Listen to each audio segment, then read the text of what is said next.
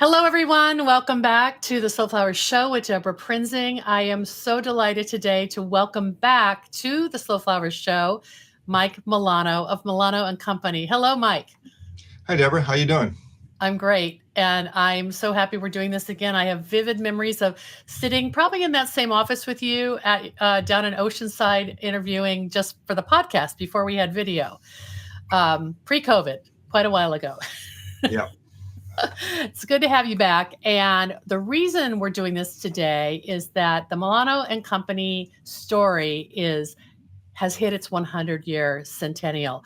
That is very rare in the floral industry. And I wanted to just invite you to chat about it and share just that whole arc of the story of Mellano and Company. So, Mike, you've been the longtime CEO. You're transitioning into this new role, Chief Science Officer, which I know you've always been kind of the horticulture, agriculture expert at the company.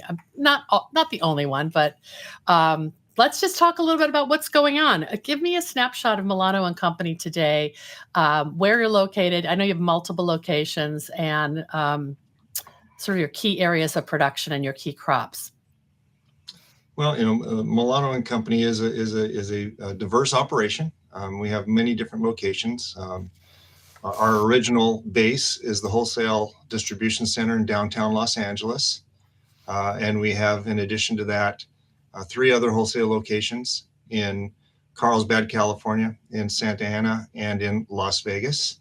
Our farming operations are in North San Diego County in Oceanside, where we have about 300 acres in production, as well as farming at the flower fields in Carlsbad, which is an agritourism venue that we're proud to be part of.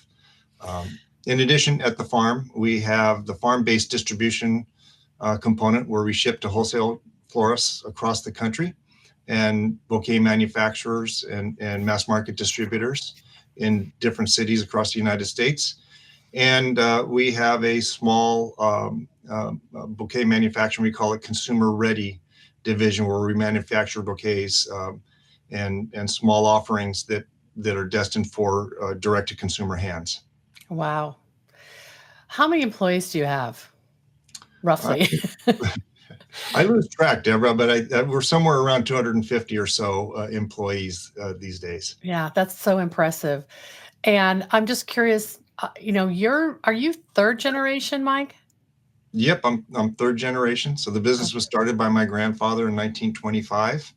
My dad and my uncles and our parents fostered the company through their generation and grew it. And then I and my brothers and cousins started to get into the business in the late 80s and early 90s, and have been fortunate and blessed to be able to carry it forward to what it is today.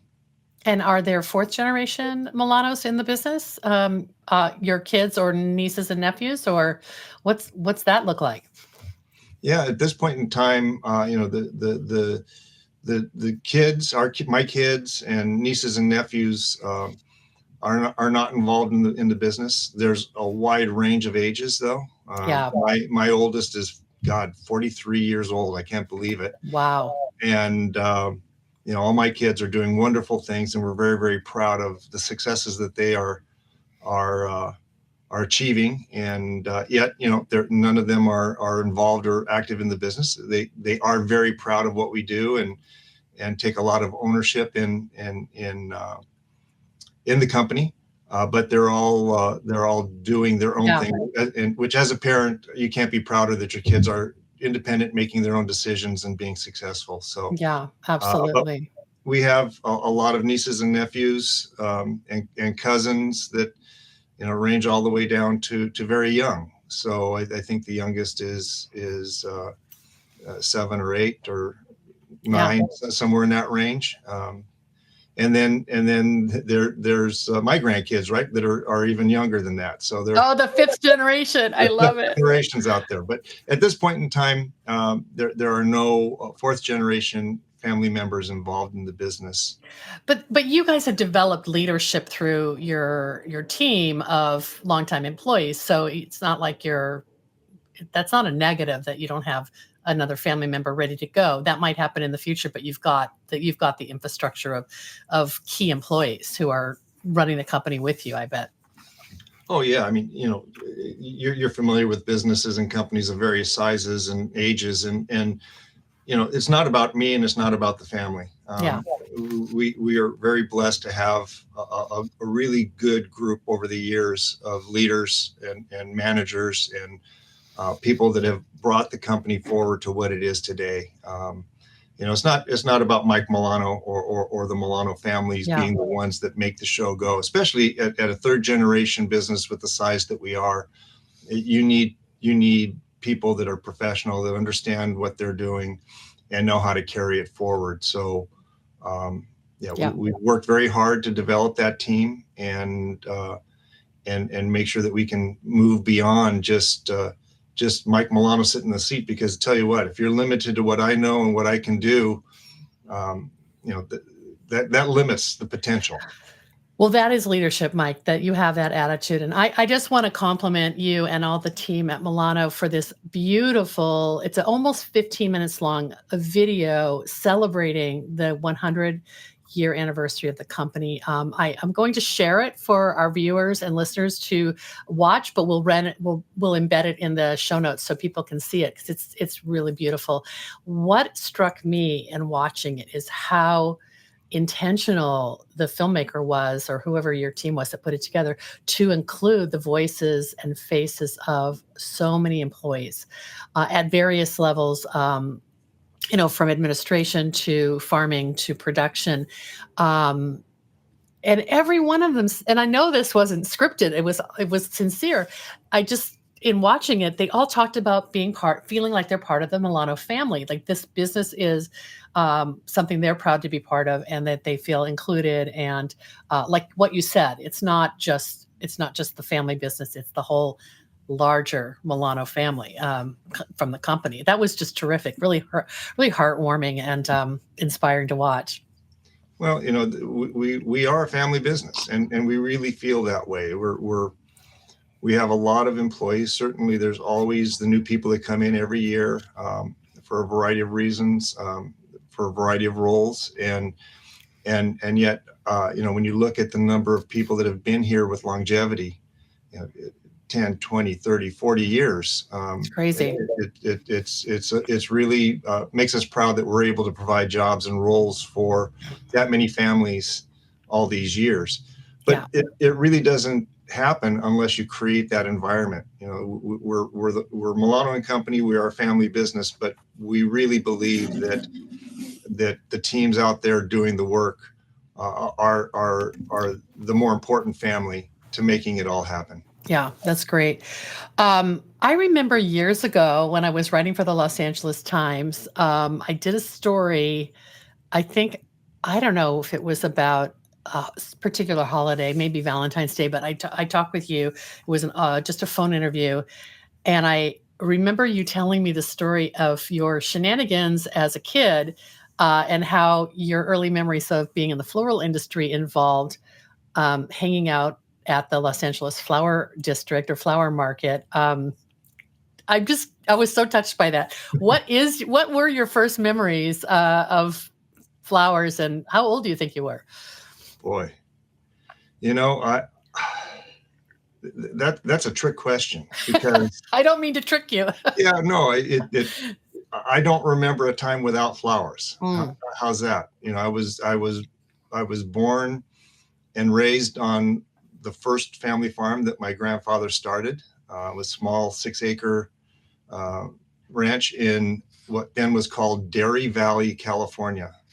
It was near Knott's Berry Farm, not far from Knott's Berry Farm, and so from the day I was born, I was surrounded by plants and flowers and foliages and things like that. So I really don't remember a time where I wasn't running through the fields or chasing geese or playing in an irrigation ditch. Wow. So my memories of flowers, I literally grew up with them. I literally is part of my life from the day I was born. But in those days, and once I started to get active a bit and started to help out where I could, I did have farm jobs. I mean, I think I remember my dad paying me a nickel a row to weed eucalyptus field. I couldn't believe it. I lasted about like a half a row. It was crazy. It's like, what the heck is this? He's teaching you your work ethic, and that's brutal. Yeah, well, we did it. I think that nickel bought me one scoop at Thrifty Ice Cream or something like that. But yeah, I love it. That's how that worked. But I guess the more of my activity revolved around the flower market from the time that I was able to help and do things, and so I spent a lot of years helping my dad, or getting in his way, probably, until I could really help, and then spent a lot of summers and holidays and different windows of time delivering flowers to people in the flower market whenever they had an order or needed something, and evolved into summer relief for our route drivers that were delivering flowers to flower shops in the LA basin. And when they'd go on vacation and I could drive, then that was my summer job. I'd take their route and go visit the shops. That's amazing. I mean, it's like you've touched everything, every facet of the business, because if you're delivering, you're on the front lines with the consumer. So that was taught you sales too. Oh yeah, customer service. We did all of it. What were those crops? Like, what were the first? Were they all field crops that Mellano and companies grew and was known for? I mean, obviously, you're in the heartbeat of the floral industry in California in terms of people call the food side of things the bread basket. I guess you'd be in the flower basket of where everything is just prolific. And I don't know if there was a signature crop or that you were known for, or was it mostly all like annual field crops? Well, we grew a lot of, and always grew a lot of foliages and a lot of greenery. That's kind of been the thing, I think, since day one, it seems. That's neat. And no one else was doing that, or not as many growers were focusing on foliage, I would imagine. There actually were, back in that time frame, there was a lot of immigrant families like my grandfather that came over from Europe or elsewhere. And it seemed like a lot of them were growing ferns and foliages and things of that nature for whatever reason. I'm not quite sure how that evolved, but I know that at least when I was very young on the ranch and the farm that I grew up on, we used to have eucalyptus. We used to have asparagus plumosus. We used to have springeri. We had a variety of other things. I think we had cocculus. That was a foliage that we used to grow. I think there's a few people in Florida that might still grow cocculus. I've seen it on the market periodically. I don't even know what that is. Is it a sort of ferny looking thing, or? No, it kind of mimics salal, lemon leaf in a way. And so that's a lot of what we used to grow on that farm. My grandfather had purchased another farm in Artesia, not far away. And there they used to also grow more asparagus plumosus, and then candy tuft and stock, and a whole variety of other field type flowers for a number of years. We like everybody in this industry, you have to continue changing and evolving and moving. And so when we relocated the farm here to Oceanside, that was when my Uncle Mike was getting out of graduate school with his PhD in plant pathology, and we started expanding the tract there, and they grew a lot of annual flower crops, chrysanthemums and iris and sinuata status and baby's breath, and the list goes on and on. Yeah, for sure. Very, very heavy in annual crops. And but today, our crop mix is very, very heavy perennials and perennial foliages and fillers. We don't grow as many annuals as we used to. We still do a few, but mostly our sweet spot has been the foliages, the fillers, and some of the perennial flowers. Well, it's sort of smart business to go that route, in that when you started mentioning that you don't know why your grandfather started growing so many foliages, he probably saw that as maybe less perishable and, maybe, less loss. He could just sell it and, satisfy all the demand for the floral industry without worrying that, those precious flowers wouldn't last, because foliage generally has the reputation of maybe being a little longer lasting. Is that, I mean, eucalyptus, for example, that sort of bulletproof.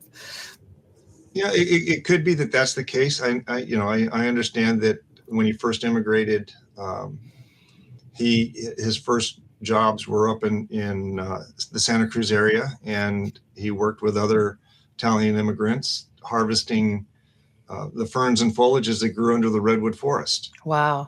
And so they used to harvest those ferns and foliages and send them off to Los Angeles and to San Francisco primarily. Yeah. And so, it's kind of like the roots of what he started with were in the foliages and the greens. And when he came down to Los Angeles, that carried that with him. And the people that he aligned himself with probably were focused on that niche of the marketplace. And, I do remember a lot of our family friends, back then they were all primarily Italian immigrants that happened to be in the LA basin area. And so a lot of them that were in the flower business down in that area, including my grandfather's sister and her husband, they were all growing different forms of these foliages, and primarily asparagus plumosus, deflexus, spring rye, things of that nature. We used to grow them in lath houses. Imagine that. They were redwood houses with redwood 1x8 laths nailed onto the building, onto the structure. So you just make a little shade structure to protect the crops from the sun and heat, I guess, right?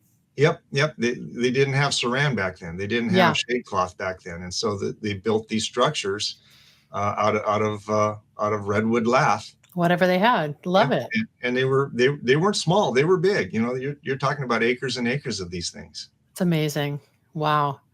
Well, I also want to mention that the other crop that I associate with Mellano and Company, and maybe it is because of the flower fields, is ranunculus. I mean, that operation is, it's just, I get an emotional response when I see the photos of that hill covered with ranunculus. So talk a little bit about that niche of the business. And if anyone's been to a field to vase dinner at the flower fields, you know how special it is. And I've got to be a part of two of them. And the experience is quite beautiful, and it transports you to just nature and the beauty of nature and being surrounded by flowers. Well, the flower fields is quite spectacular. I don't know that we really envisioned it being what it is today when we got involved with that effort and started it. But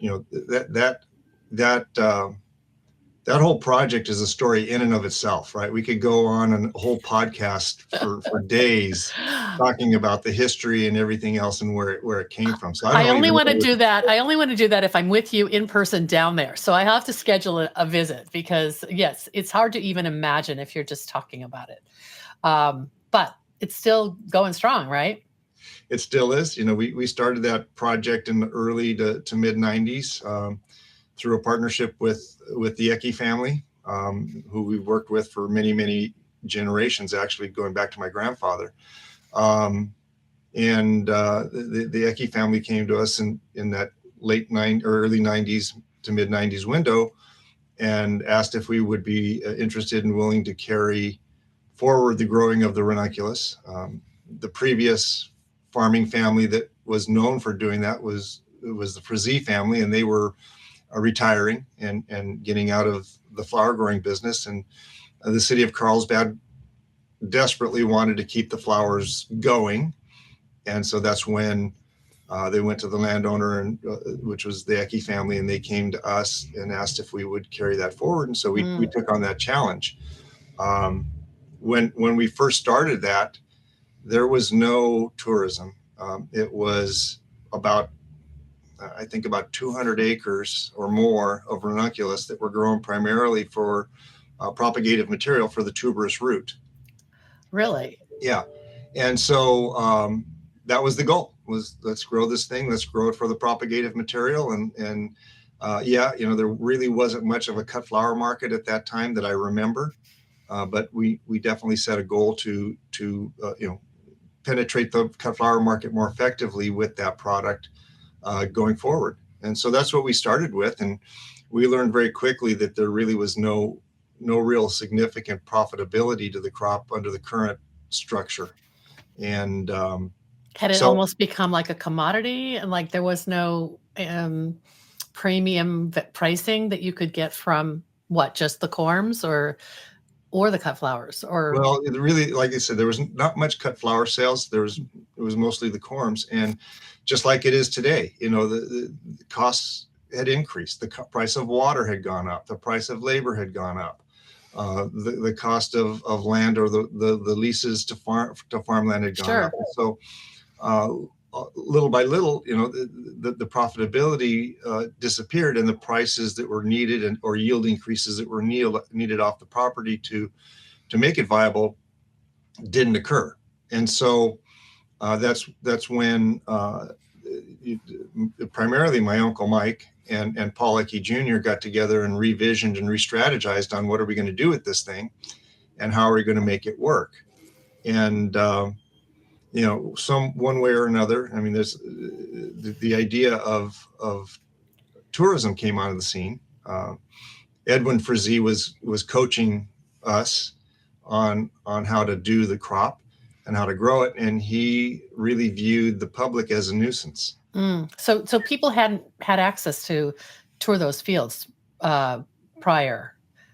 Not officially. Yeah. It's part of the reason why the city of Carlsbad wanted it to stay, because people would drive into Carlsbad to look at the fields. They would park on the sides of the roads, and this is where the nuisance came in for Edwin. They would walk into the fields and trespass and trample the flowers and break the irrigation lines and create all kinds of issues. And so I think that's one of those discussions parlayed into Paul Ecke and my Uncle Mike saying, well, maybe there's a component of this where we could monetize and help create value by getting into agritourism. Love it. And so I think that happened about maybe the third or fourth or fifth year that we were doing the project. And so literally we had reduced the acreage down from 200 plus acres down to about 100 acres. It was still planted in a very tight window. So the flowering was very limited to a narrow window in the spring. It still is, but then ultimately we put a fence around it. And the first people that managed the gate were my two aunts. They actually stood at the gate. We didn't charge any money to enter.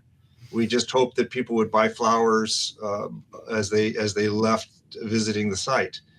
And I think I remember after a couple of years of doing that, it was just chaos. It was, so many people you couldn't even walk. Two people weren't going to be able to control the crowd.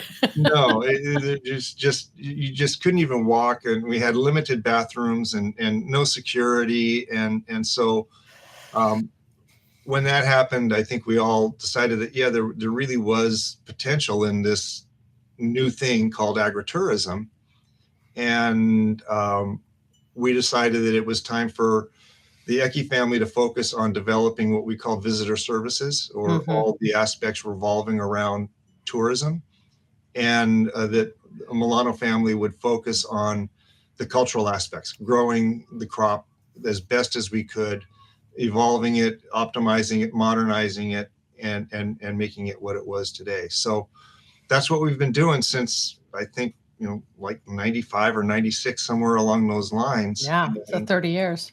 Yeah. And, really, there was a long window of time where once we started to charge a gate fee and certainly the gate fee was important to make sure that the crops would be sustainable and viable for the long term. Farming in a single site location in an urban environment is very costly. And so the farming aspects does contribute good revenue for the operation. But if it was just subject to growing it as a cut flower and bulb crop, it still is not profitable to the level for that site. And so we started to charge a gate fee. And for a number of years, just kept trying to evolve and develop and build a customer base that would come in. And we were still not profitable at the level that justified the commitment that everybody was making. But one thing happened, and that thing was social media and Facebook. And I remember the year that showed up, and all of a sudden you had all these people walking around the perimeters of the fields, taking selfies, going snap, snap, post, look at me, look at me. And then you just saw the comments of people saying, where's that? What I want to see that. And so I think the flower fields has to be one of the most successful early social media success stories, because from that point forward, the gate attendance, the people coming to visit the fields, just increased year over year over year, and made all the difference as to whether or not it was a viable Southern California agritourism stop or whether it wasn't. Wow, Mike, that is phenomenal. That story. Totally get it. I mean, that's why even small flower farms, farmer florists all around the country throughout the Still Flowers community are trying to pursue agritourism, even with a single event. But you are the OG. You set the model for what that is. And I love that story because you're trying to support that operation with what, 4 or 5 weeks of blooms? What is the window that you're relying on to pump out all that visual beauty? Well, we've developed a lot of techniques to broaden that window of color. And so the crop generally starts to bloom. Now, this year was a little bit early. We actually had flowers in early February to lead into Valentine's Day, which is not. That's nice. It was nice. It was welcome, but not normal. Okay. Normally, we start flowering shortly after Valentine's Day or right about Valentine's Day. We have enough color in the fields that we open the gates the first weekend of March, and that also is limited color. So it's not the great amount of beauty that people expect to see, but it's enough to start with. And so the flowers start to build in color. We peak the 50 acres. They're end to end, usually by the first week of April. You're able to see from one end of the fields to the other all the stripes and ribbons of color. And that rainbow, it's so compelling. I love it. So brilliant. And then the first fields, the flowers start to decline in that window from then on the 3 weeks. So really effectively, we are a good 8 to 9 weeks of color, of opportunity for visitors, with the peak being that last week of March, first 2 to 3 weeks of April. And then Mother's Day is always dependent on weather. We generally and always do have color, but we can't control Mother Nature and heat, and ranunculus just do not like heat. And so if we get hot weather in April, the crop really stalls out and goes into tuberization mode, and we lose a lot of the views that we normally have. But it still is a nice venue. We get a lot of people that come out on Mother's Day weekend to make bouquets and spend time around the flowers with their moms and celebrate moms. So you'll still do that this year, even though you started earlier with blooms in February. You think it'll keep going? What is Mother's Day? It's like the, I don't know, 12th or something like that. Yeah, something like that. Yeah, I don't remember not making a Mother's Day. and really though it 100% depends on temperature. Yeah. So it's not so much the start that causes the issue as it is the finish, right? And Got it. if we get warm days, it'll tucker out. The last 2 years, it's been fairly cool in the spring, and so we've actually extended the visitation opportunities through through the weekend after Mother's Day. So we got an extra week last year. That's awesome. Yeah, I just checked. It's May 11th. Yeah. So anyone listening, if you're going to go to Southern California for spring break, now add a trip to Carlsbad to your visit. You know, it's so interesting. You talked about the city of Carlsbad wanting this. It seems like you can almost see these colorful fields from the freeway, right? Like if you're just driving through, can you see it from I-5? Not so much anymore. Okay. When we started, there was nothing there, right? When we started this effort, it was open fields for as far as you can see, with flowers and tomatoes and strawberries and a whole variety of crops that were grown in the area. You know, Southern California, especially San Diego County, the Mediterranean climate that we have, you can grow just about anything you want. Yeah. It's, you know, their seasons are seasons, but they're really not much. So we're blessed that we have this wonderful climate to be farming in. And so there was a lot of farmers, and they used to grow a whole lot of crops. And so you could see the fields from the Interstate 5. You look up and say, wow, look at that. But now, you know, there's an outlet mall below the fields and development, car country, and restaurants, and then above the fields, there's the Gemological Institute where they teach people how to cut diamonds, and a number of other businesses and timeshare facilities. And so we've had to learn to work around organization the hard way in many instances. Yeah, you're part of the borrowed view. That's interesting. Well, I wanted to just ask you about your chief science officer role. And, you know, when I met you, I remember being so impressed. You have a doctorate in horticulture or some type of plant pathology yourself, right? Yeah, I as well as my wife, we both got our PhDs in plant pathology at UC Riverside, and decided that when we graduated that the best option for us was to get involved in the family business. And I came into farming, and my wife, Valerie, continued working for the University of California, and then ultimately spent about 8 or 9 years maybe more, longer, 10 years working with Cal Poly Pomona. So we've been involved in advanced education and research and science since the beginning. Wow. And are you able to, is that like a different chapter of your life, or are you able to integrate it with what's happening at Mellano? Like as you plan for the future, are there new, I don't know, breeding or innovations that you're wanting to be able to put your energy into that would benefit not only the company, but the whole industry? Well, you know, I think there was part of me when I made the decision to get into farming that I was excited about, and parts of it that I knew I was going to miss. You know, being a bench scientist or being in academia and being involved on a campus in the university is very stimulating and very rewarding.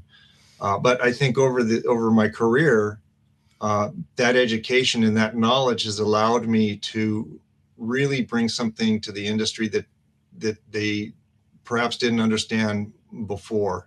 And so I've been able to have discussions and work with my colleagues and fellow farmers across the country over the years on different problems, challenges, issues that are out there. Mellano Company, we've always been research and development oriented. We always have. We've always maintained those close ties with the University of California and the land grant universities across the country. Our doors have always been open to any scientist that wanted to run trials or experiments or look at new ways of doing things. Wow. So we've always valued that, and we intend to continue doing that. We have active programs here all the time in my new role, my intent is to accelerate that and expand that so that we have even more going on than we have had in the past. The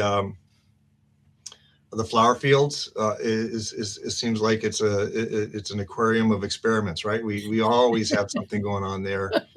This year we have a reclaimed water trial where we're looking at what impacts reclaimed water has on the ranunculus crop. We have a soil steaming trial to look at the costs and opportunities around steaming soil for disinfectation, and then we have had a very active ranunculus breeding program now for probably the last 7 or 8 years. And prior to that, we relied on a simple selection process where we would take some of our field workers, train them up very quickly on what to do, and they would select the ranunculus of the future. But that had a lot of limitations, especially as labor tightened up.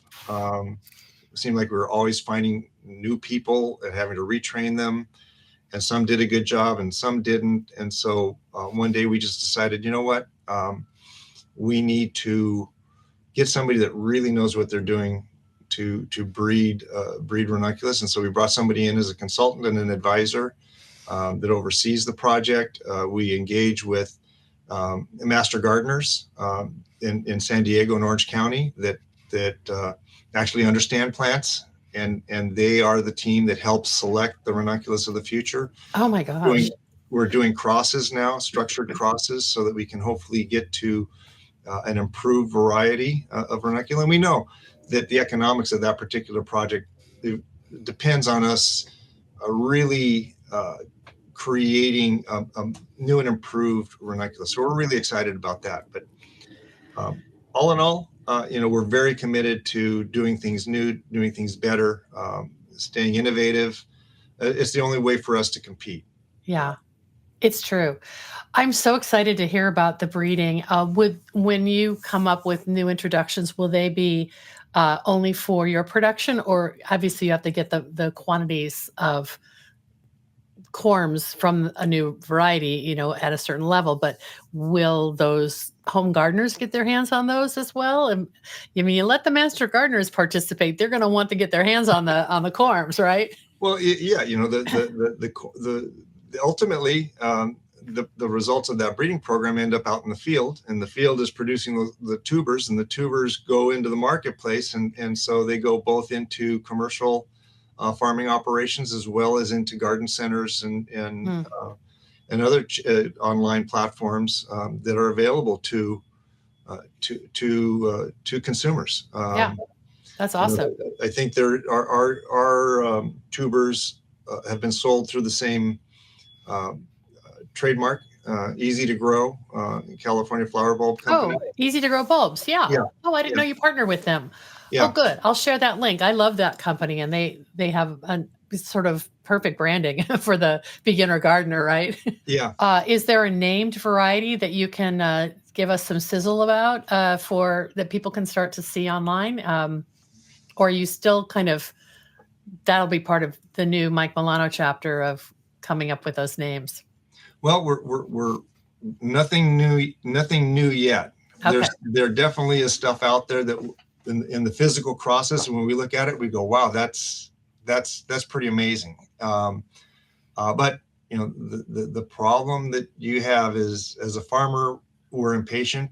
But if you're going to be a plant breeder, you have to be the most patient person in the world, because it takes a long time to develop something from concept to finish. So hopefully the next few years, we're going to see a few varieties that have upper level performance. And we're trying to figure that out now. Oh my gosh, please keep me posted. We'd love to get the word out about that. And I understand that. I know with rose breeding, it's like sometimes 12 years before you get a new, viable introduction to the marketplace. So I'm glad you're a patient man, and we'll try to be patient too. Before we wrap up, I just want to ask you about how is Mellano and Company handled just the climate with imports? I mean, I know that you're now probably the largest family-owned flower farm in California, which means probably one of the largest in the country. Is that correct? I'm just guessing that you're up there. There's a few of us that are up there. I'm not Mm-hmm. sure if we're the largest. Yeah, and I don't even know what calculation that would be. Is that stems harvested or revenue? I don't know. Yeah, It's up there. depends. How do you measure stems, revenue, acreage, employees? There's lots of ways to measure that, but Right. we're amongst the largest, and certainly based on this discussion podcast, one of the longest standing. So we've been around a long time, and we've weathered the storm. And that size is what's helped us, right? You keep growing, you keep getting larger. It allows you to be more efficient, more effective. The unfortunate part about some of this is technology is costly. It's expensive. And so, there are tools and techniques that you can deploy. You have to have the economy of scale to be able to afford them, or be able to partner with other growers to be able to utilize those tools. And so that size has given us a bit of a buffering. But the South American thing is a yin and a yang for us. Yes, it has impacted the crop mix that we grow and produce. And sometimes that's kind of frustrating, that you can't grow what you used to grow and knew how to grow so well, because now it's being grown somewhere where the costs are lower, or the regulations are different, and have different allowances. But yet at the same time, our wholesale locations and are able to expand their market by selling a whole wide range of flowers from offshore. So it's kind of a mixed blessing in many ways.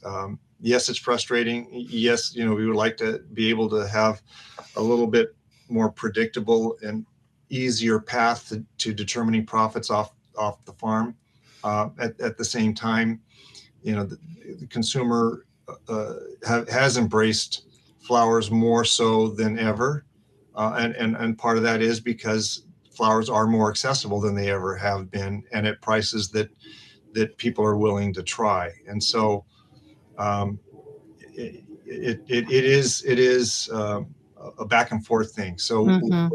we're happy. We have lots of good friends and partners, trading partners around the world that are part of our operation and our extended family, I guess, in some ways.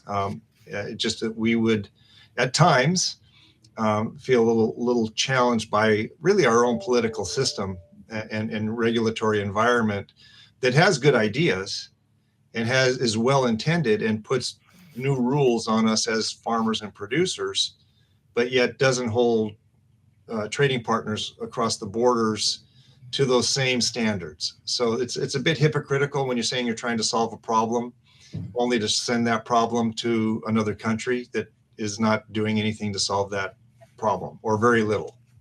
I couldn't agree more. I do want to just say that I love that, to me, the Mellano and Company brand is synonymous with American grown, California grown, and the consumer is asking, where are my flowers grown, more than ever? And you're there to give them this, cornucopia of choice of beautiful product year round. And thank goodness that you've hung in there for 100 years, you and your family. I'm so happy that we can help celebrate that and get the word out. Because there are people who love local, but in the middle of winter, they can't get local, but they can get your product. So that's the positive silver lining that we're talking about here. Support domestic. It's an important topic. Part of my role is advocacy. I really do believe, one of the things I really do believe is that every American should go to Washington, D.C. at least once in their lifetime and knock on the congressional doors and talk to their representatives about, I've done it with you. Yeah. About whatever topic it happens to be, but go see how the system works. It's really important because, it's pretty clear that if you're not there educating and informing and discussing, those that are there educating, informing, and discussing are the ones that are going to hear and listen to. And so we really have to continue to make sure that our elected decision makers understand the challenges and issues that we have and are able to address them appropriately in order to help us continue to be flower farmers or whatever aspect we do. So, I'm excited that I'm going to be able to continue that advocacy role, especially around the world of science and technology and the important investment that we need to make through USDA and through the university system to help advance our production technologies. Because, the unfortunate fact is the public believes and thinks that we should be able to produce food, flour, and fiber in a certain way that is not yet technologically achievable in many instances, at least not on scale, not on in large volumes. And so the only way that's going to happen is for us to continue to invest in the research that's needed to evolve to what the public expects and hopes things to be. So it's a big challenge. It's an important challenge. We're very, very fortunate that our federal government over the years has had the foresight to recognize the importance of specialty crops and has really stepped up the investment in specialty crop research in the last 5, 10, 15 years. So we hope to get that to continue because if we're going to continue to evolve our systems, we need that investment to happen. Amen.